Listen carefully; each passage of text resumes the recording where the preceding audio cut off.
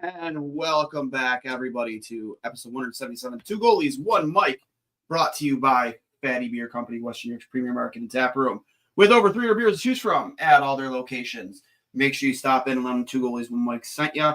And as always, Buffalo Logo Apparel, West New York's premier market. Sorry. Overlapped both sponsorships. That's on me. I'm not on my game. Just get over being sick. And, of course, Buffalo Logo Apparel, one of the best local business around when it comes to your locally designed Bills and Sabres, shirts, hats, and hoodies. They have it all over there at Buffalo Logo. Make sure you go check them out. You can find it at Buffalo Logo Co. on Instagram and Twitter. Fatty Beer at Fatty Beer on Instagram and Twitter. FattyBeer.com. I am Dwayne Stenell, your host, riding solo for the first few minutes here before we kick it over to our interview with Sean McIndoe from the Athletic. One of the very first guests we ever had on Two Goalies, One Mic, and so it's extremely exciting, almost like kind of like a full circle moment for us. So I don't know. I kind of planned on just like playing the interview, honestly, but I heard another podcast talking about this earlier, and I kind of wanted to touch on it a little bit before doing that, and that's the discussion of Kevyn Adams and his position with this team, and how with where they are in the standings, which I think they're still dead last, that there is a realistic chance that he will be making some major roster decisions coming here soon. And that scares me. I don't know.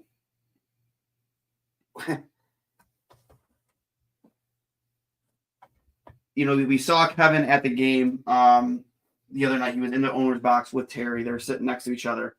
And I just would love to have been a fly on the wall of that room as the Sabres were getting absolutely pumped. Coming off a big 4-0 win against Ottawa. Just then blowing a 2-0 lead and losing 6-2.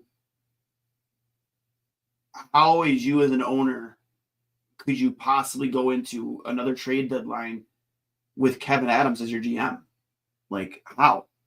He hasn't really made any significant moves at any deadline to make you feel that, you can feel confident in his ability to get deals done. I mean, I don't know how hard it's going to be. And listen, the writing's on the wall. As much as we like Jason Zucker, he's gone at the deadline. He is. I don't know how hard it's going to be to get a first-round pick for Jason Zucker with the way he's played this season.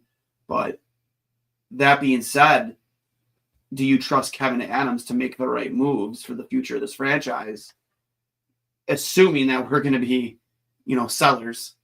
I don't. I definitely don't. He has surprised us in the past. I think most notably would be like the Ristolainen trade.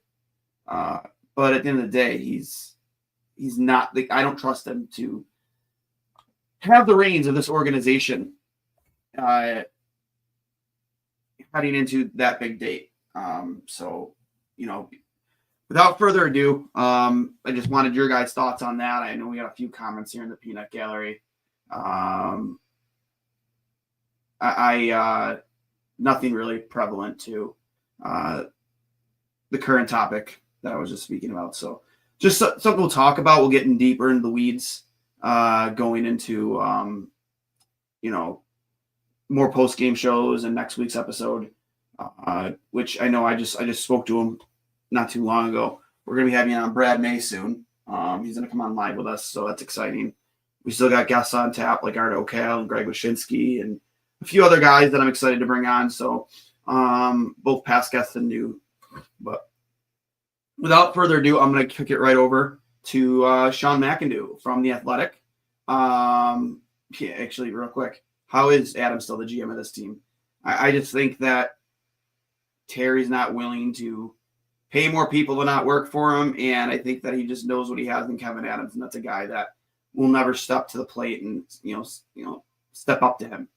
He's always gonna be the lapdog. So that's my opinion on the matter. But it is a scary thing to think that heading into the trade deadline and even the offseason that he's still going to be making decisions on this roster. So with that being said, I'm going to kick it over to Sean McIndoe from The Athletic.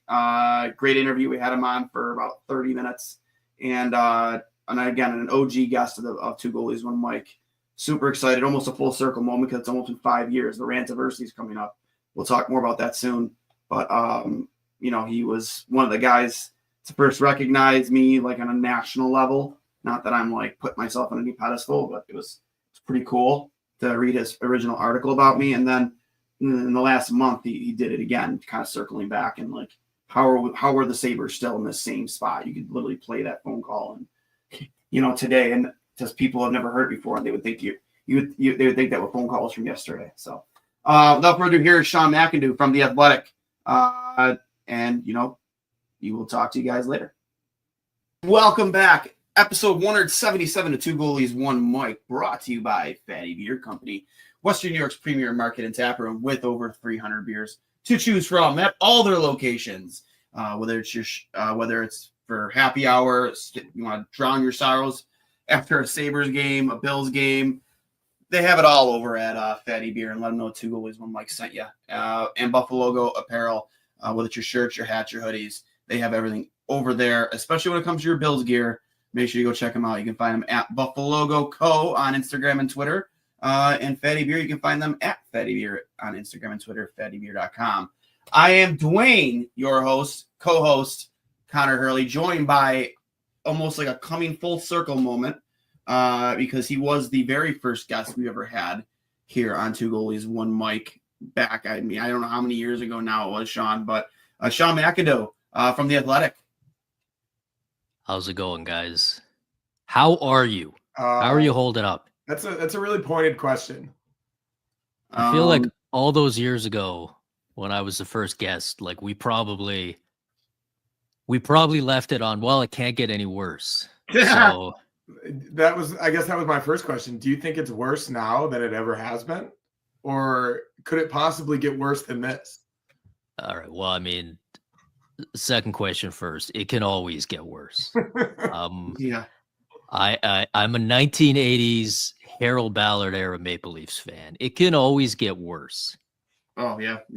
Now, I got to be honest. I had last week, I had a mailbag and somebody wrote in and said, I'm a Sabres fan. Please describe how it can get worse. And I had that in the mailbag and then I took it out because I couldn't think of anything. But just because that's a failure of imagination, that doesn't mean that it can't happen. It could always get worse. And I mean, it has to be worse now than it was back then, just because it's God knows what, 5 years later or whatever it is. I'm looking at you two right now. I see the Sabres jerseys and like the artwork in that hanging in the back. You're hanging in there. I give you credit for that, but Yeah. I have threat. It can't be good. Not just, I think it's 4 to 5 years later. I can't remember. It was Ralph Kruger was the coach when I made that phone call. So how many head coaches later is this? Is Ralph? Ralph, Donnie, and then yeah. So it's 2 head coaches later, 2 GM later, or new GM.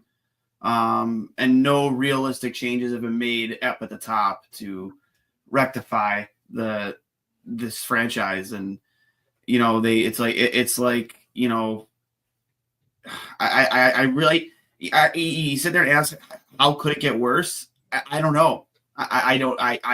That's a good question. Maybe we can figure that out here in the next, half hour, how it could get worse, but I like to compare this hockey team to what the Boston Red Sox used to be before they finally won a World Series. They don't just lose, they make it an art form. They find new and creative ways to do it, whether it's on the ice or off the ice. And that's the only way I can explain the Buffalo Sabres. That sounds about right. And it sounds familiar. Again, like I'm a Leafs fan, so I'm not throwing stones here. I'm not like coming in to spike the football because I got nothing to spike. But It's bleak. I mean, for just watching you guys, not just not just the results on the ice, but the way it just plays out every year. But I feel like this year, and you guys tell me if I'm wrong, and I'd love to be wrong, but it feels like this year's got to be worse because you guys for the last few years have been grouped in that group of three with Detroit and Ottawa, the three kind of hapless teams that every year think they're going to be in the playoff race, and then every year it doesn't really work out. And now you're sitting there in a year where Ottawa went out and got the goalie, and they've been okay, not great, but they've been okay. And Detroit fires the coach. They're neck and neck with you guys in the standings when they do that, but they fire the coach. They get hot. You look at the record now; it's okay. It's not great. Even Montreal, who none of us thought was going to pass anybody this year, have been okay. And in the East, okay is all you need to be in the playoff race. And everybody is in the playoff race, except kind of you guys.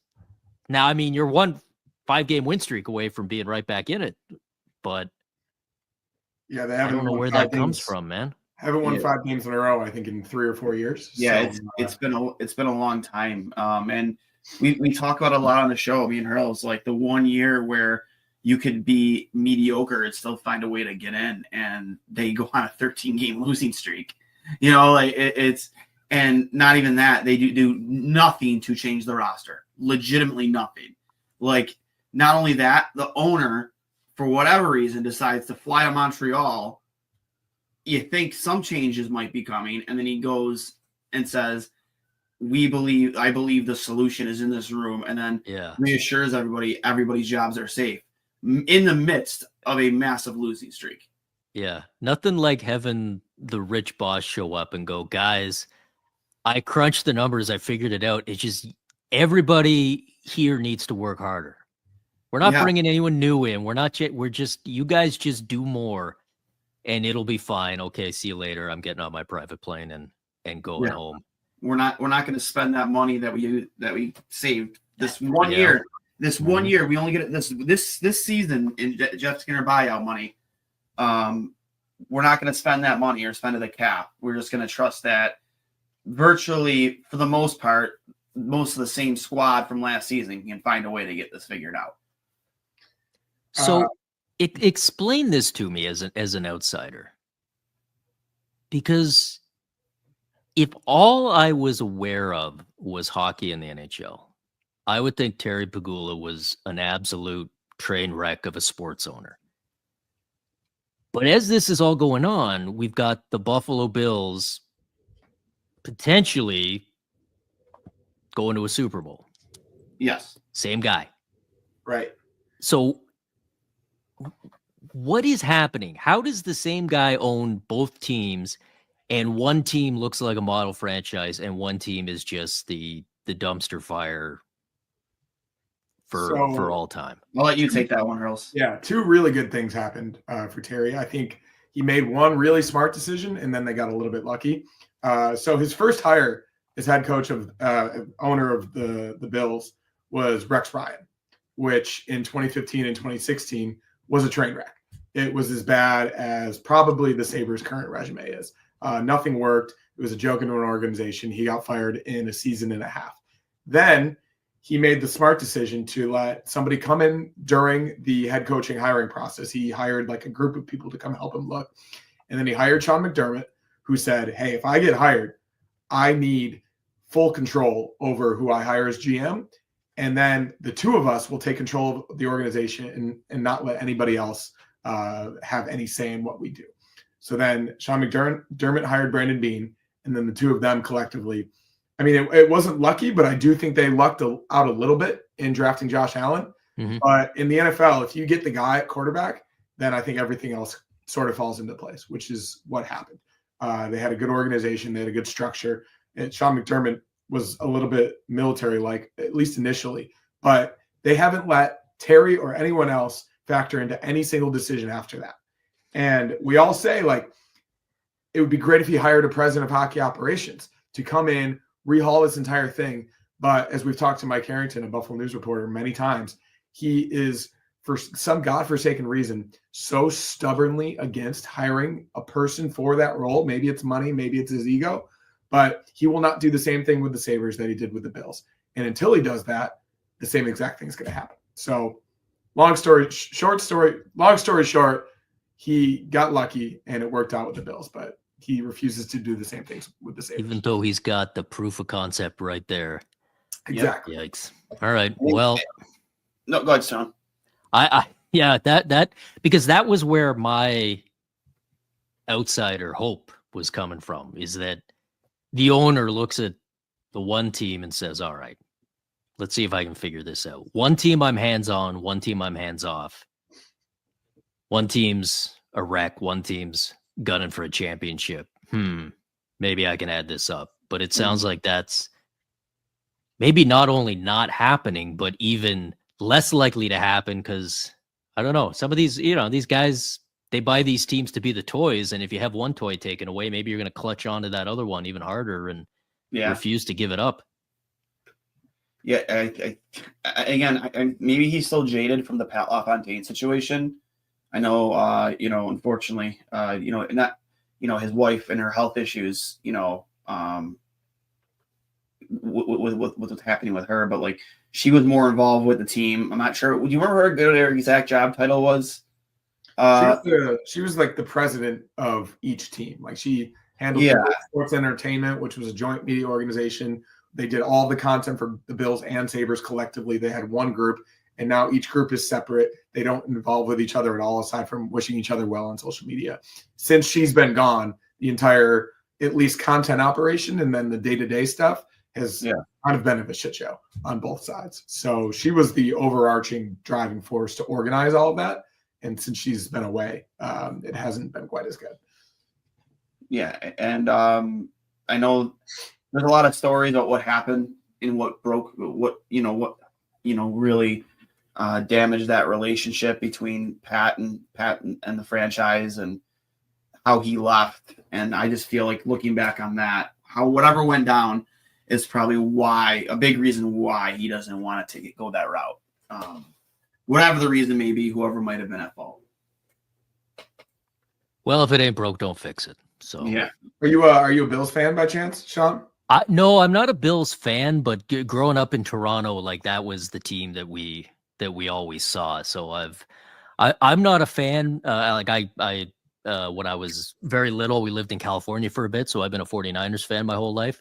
Nice. But I'm a bandwagon fan of any team that has never won or hasn't won in forever. So I can't help but kind of root for the Bills, but I don't know. It's somebody asked me in the mailbag what would happen if they end up playing the Vikings in the Super Bowl, and I don't even want to imagine.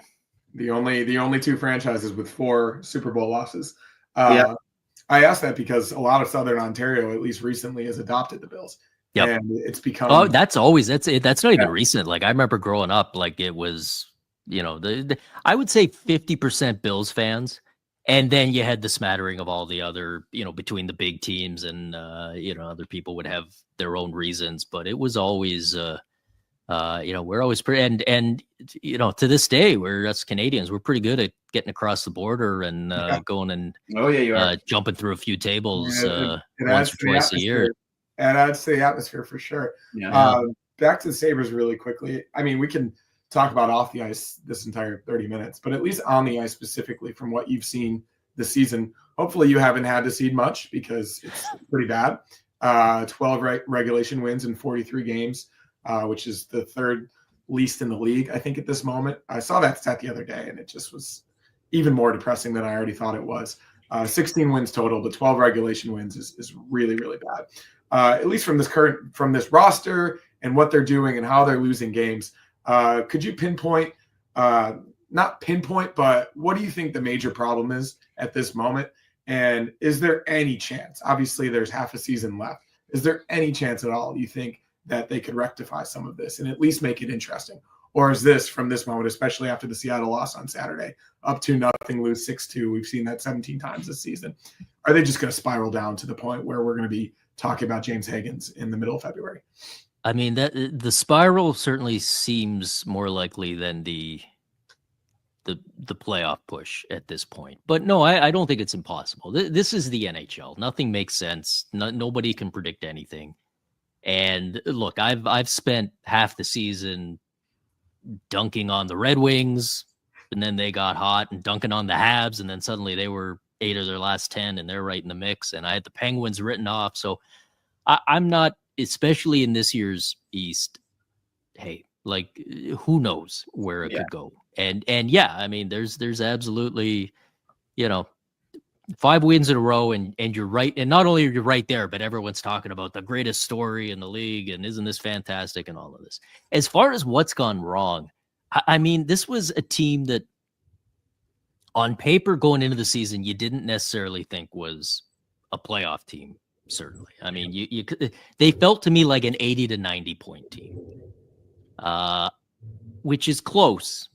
And it gets you at least playing meaningful hockey into the second half, but maybe doesn't get you there. But the thing is, anytime you've got a team that is coming out of a rebuild, or in the case of the Sabres, coming out of multiple rebuilds, it feels like it's great to get that lottery luck. It's great to get the top picks. It's great to get them in the years where the franchise players are there. And, we all know all the luck that's involved in all of that. It's great to get those blue chip guys to build around. But the reality is you can't just finish last year after year and then draft a bunch of sure things. Even if you can pull it off, you get 5 years in, you've got 5 blue chip guys, but the one guy's already under the second contract and making a ton of money, and the second guy's about to join. And it just, in order for it to all click, what you really need is to have some of those other pieces just go to a higher level than you were expected. You've got to have some guys exceed what you thought the ceiling was. And whether that's the second round pick who turns into Nikita Kucherov or Patrice Bergeron, or, somebody like that, or whether it's the first round pick who, you thought the ceiling was okay, good first liner, and they turn into a star. At some point you need to find those guys, or have those guys just appear. And if I knew what the formula was to make that happen, I'd be working in a front office somewhere with a handful of cup rings. But that's what you need. And it 2 years ago, it looked like you guys had at least found one of those guys in Tage, right? After all the years of, dumping on him and, being in the O'Reilly trade and all that, it suddenly was like, okay, wait a second. Nobody saw this coming, but here we go. Now you've got one of those bonus guys to go with the first overall picks and all of that. And, he's still a good player, has dropped back a little bit, but there just haven't been any of those other guys. And I don't think anyone, when I look at the young guys, I don't see anyone that I want to point to and go, that's a bust. But there are certainly guys who are closer to the middle of the road than they are to the ceiling, and maybe even closer to what we thought the floor was than the ceiling. It's you're just not seeing it. And I don't know if that's a development issue.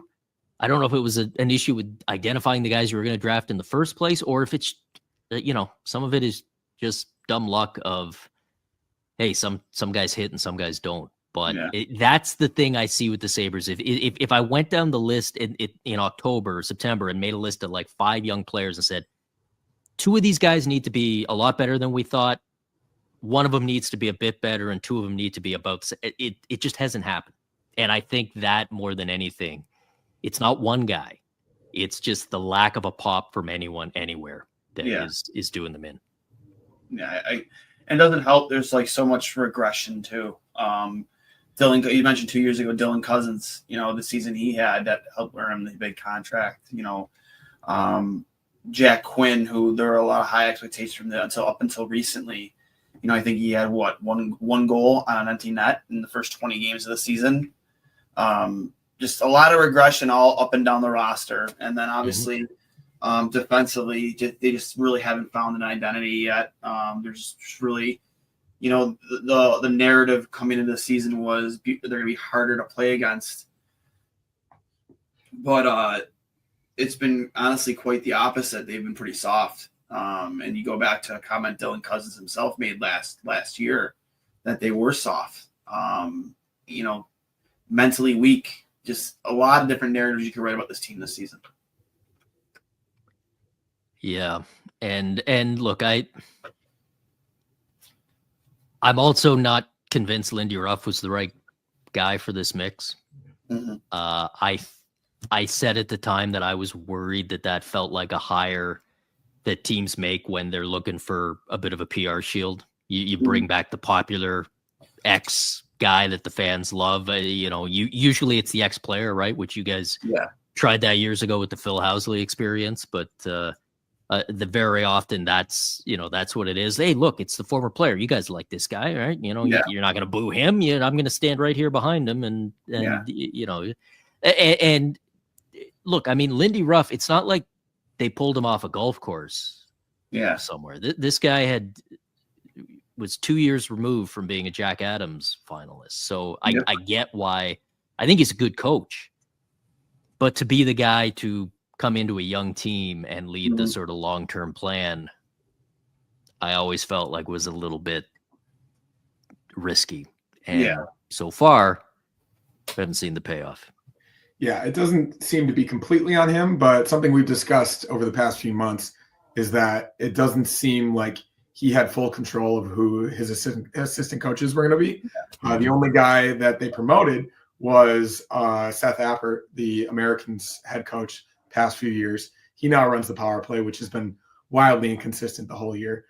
He brought back the same defensive coach, Marty Wilford. They moved a guy up to the box. His name is Matt Ellis. Matt Ellis, yeah. Former fourth liner who was running the power play last year, which was one of the worst in the NHL. They claim that he had control, but given the nature of not signing free agents and not spending to the cap, it's not super convincing that one of the more well-connected and well-respected and longest tenured head coaches in the NHL probably couldn't have scrounged up a coaching staff with more pedigree than that. I guess is the nice way to say it. So that's something we've all thought about, which is really frustrating, but I do think it's far from the problem. They haven't spent the cap, I think, the past 4 years after claiming to be economic and efficient, and that's really tough. But yeah, I mean, we've talked a lot about bringing a guy in like Jason Zucker. Paying him $5 million for 1 year at age 32 seemed like a lot, but it turns out he was the exact type of guy this team needed. He plays a style and has the veteran leadership that a lot of these young guys haven't had because they've been rushed into positions too early. A guy like Jason Zucker, who hasn't been like at his ceiling for 2 to 3 years now. Is there another guy, like they're probably sellers at this point, given where they are at the standings, but is there another guy like him, not at the trade deadline, maybe at the trade deadline, or even this offseason, that you could see coming to this group, bringing a new culture to the locker room, and at least like giving some type of Jason Zucker-like feeling that could maybe push this group to the next level?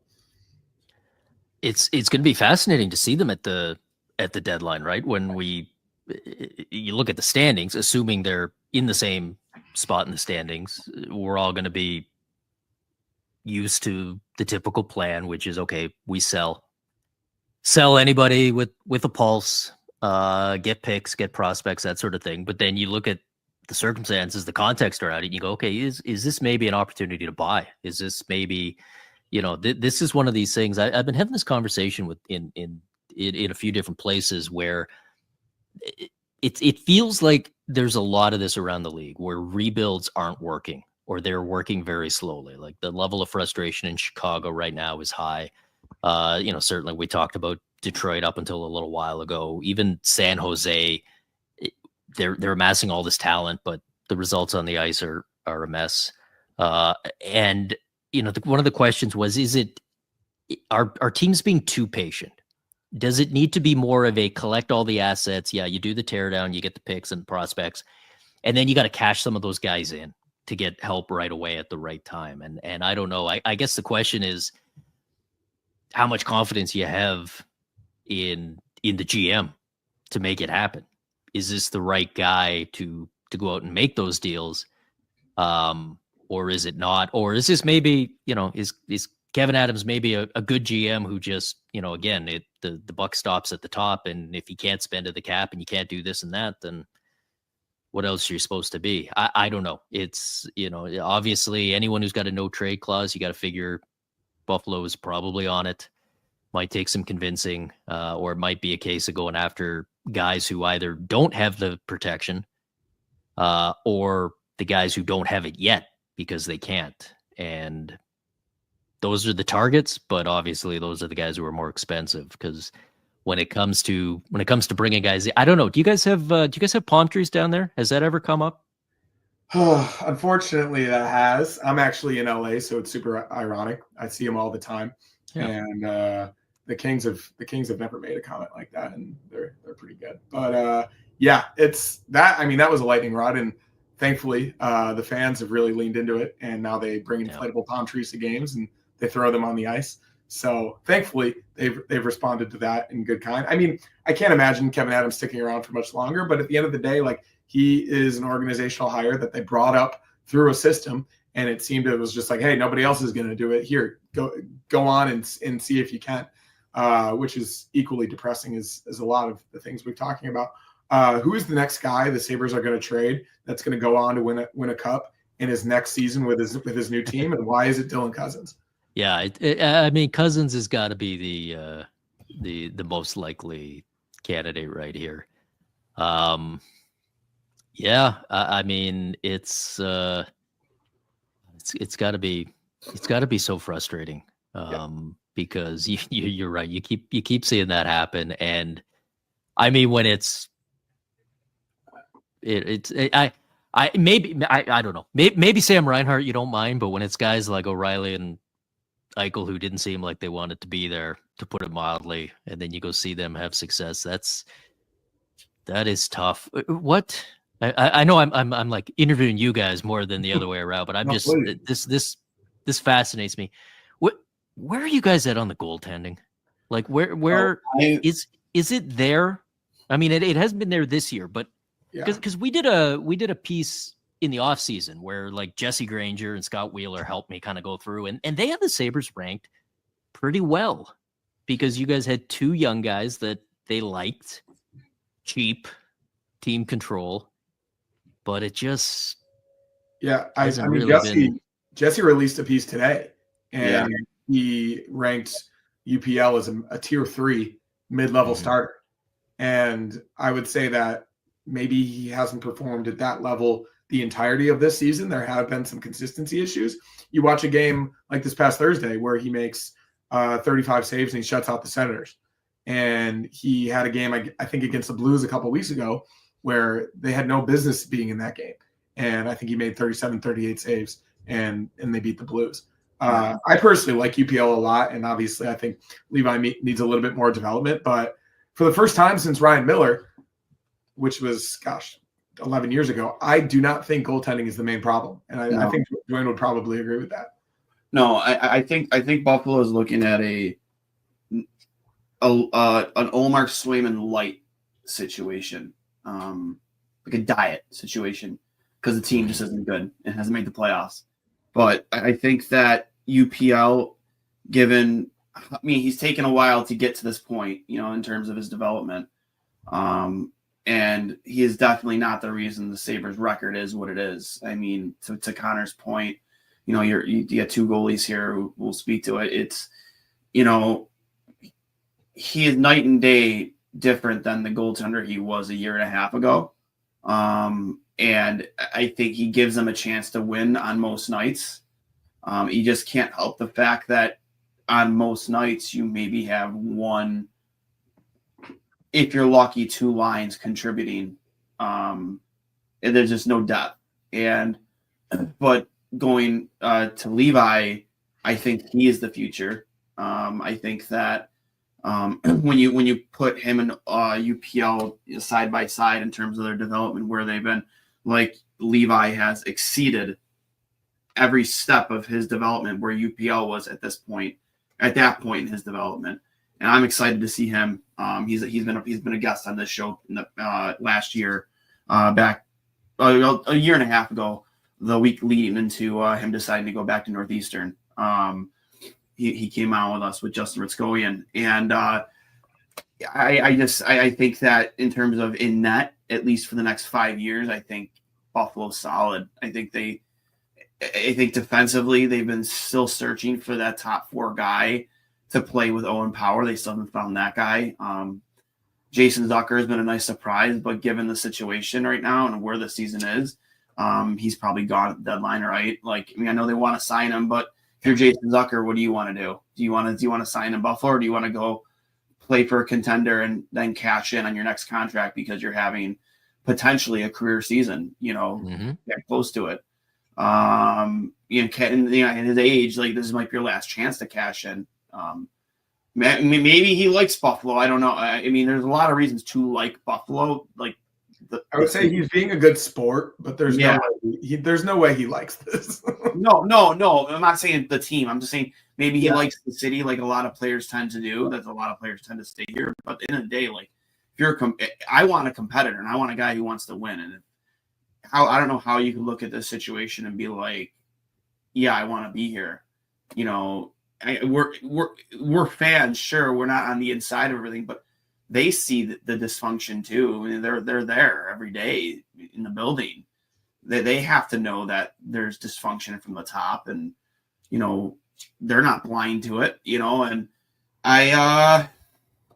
he's gone at deadline, and I think Kevin Adams is salivating at the fact he's going to get a first-round pick if he is still the GM, which he most likely will be, because if a 13-game losing streak doesn't get you fired, and then you go on, you win 3 in a row, and then you lose 3 in a row again, it's if that's not getting you fired, man. And the second collapse to Colorado after the first time when they were up 4-0 and lost that game in regulation, and then they lose again to Colorado after being up 3-0.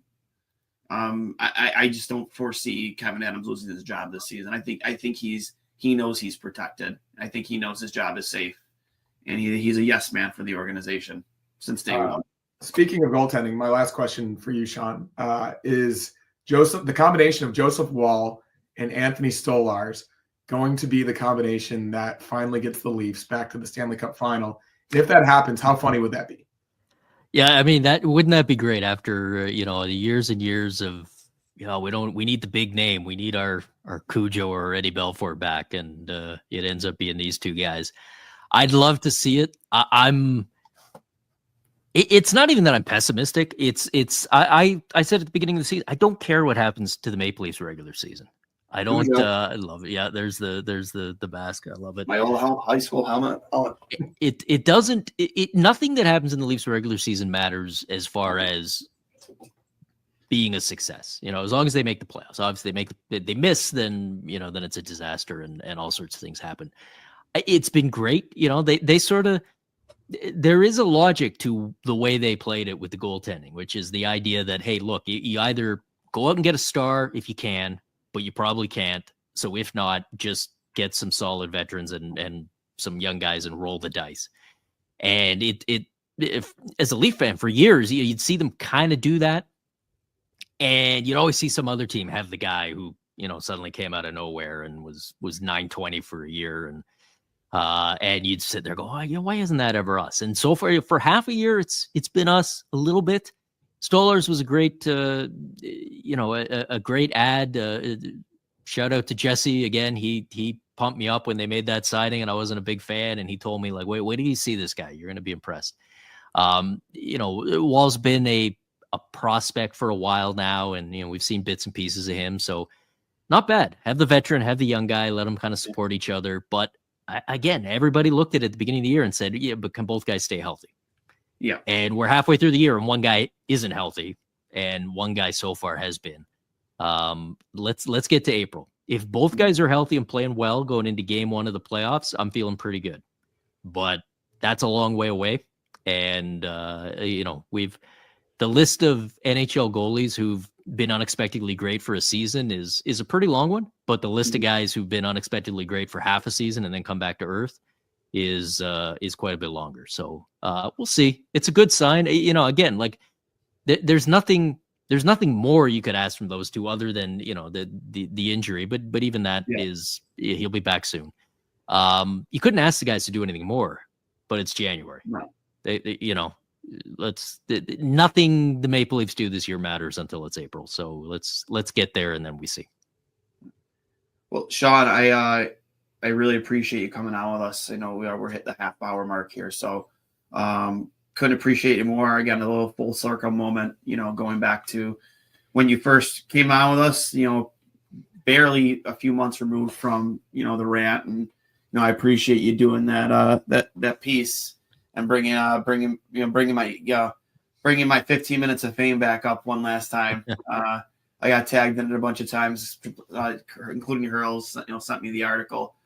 Really appreciate that, man. And it's funny too, because, you know, if you could play that phone call to somebody who's never heard it before, and you could tell them it was from today, and they'd be like, oh, yeah. Yep. And look, that's why, I mean, the reason I love that call is you could also play it for you could play for any sports, but it doesn't even have to be a hockey fan. Just sit them down and be like, listen to this guy. And they'd be like, you know what? I don't know who the Sabres are. I don't know I don't know how hockey works, but I know what that guy's going through. And I don't know, man. Have me on in another few years, and hey, how bad could it be? Well, hopefully you have me on we won't wait 4 years to have you back on again. But you know, actually, it's relatively close, the 5-year anniversary. I think we're like a week or two away. Yeah. So let's celebrate. Celebrate. I don't know what we're celebrating, but thanks again, Sean, for coming on with us. I couldn't appreciate it more, man. Thank you. Thanks, Sean. Thank you. Thanks for having me, guys. Stay strong. Yep. Thank you. Right. This has been episode 177 of Two Goalies, One Mic, brought to you by Fatty Beer Company, West New York's premier market and tap room with over 300 beers to choose from, and of course, Buffalo Logo Apparel. Whether the shirts, your hats, your hoodies, they have it all over at Buffalo Logo. Make sure you go check out a lot of their Bills gear, and of course, their blue collar gear. One of the most comfortable hoodies I've ever owned in my life. That was Sean McIndoe from The Athletic joining us today. Almost 5 full years after his first appearance with Two Goalies, One Mic. Hurls, what an interview. Yeah, that was great. I really, really appreciate his connection of obviously hockey knowledge, but also humor. If you guys haven't read any of his articles, especially in the offseason, he has some of the most ridiculous ideas just to fill time in the middle of August when nothing's happening.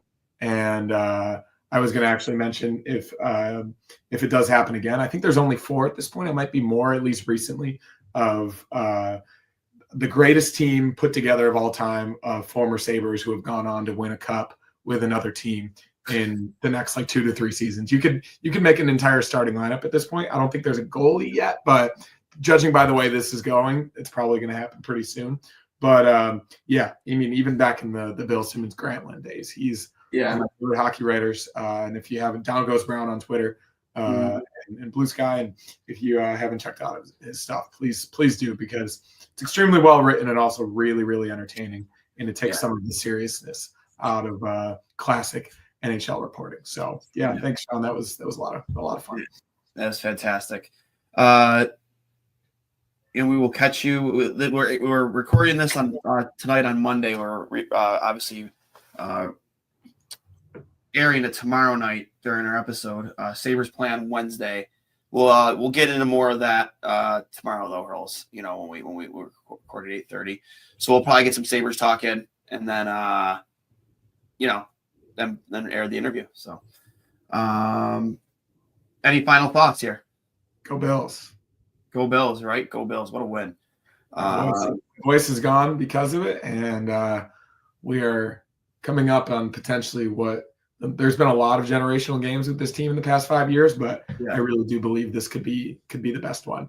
I'm excited, man. And I think it will. I imagine they'll announce the MVP right beforehand, so it's a huge talking point too. So no, I mean, I wish they would, but it's three nights before the Super Bowl.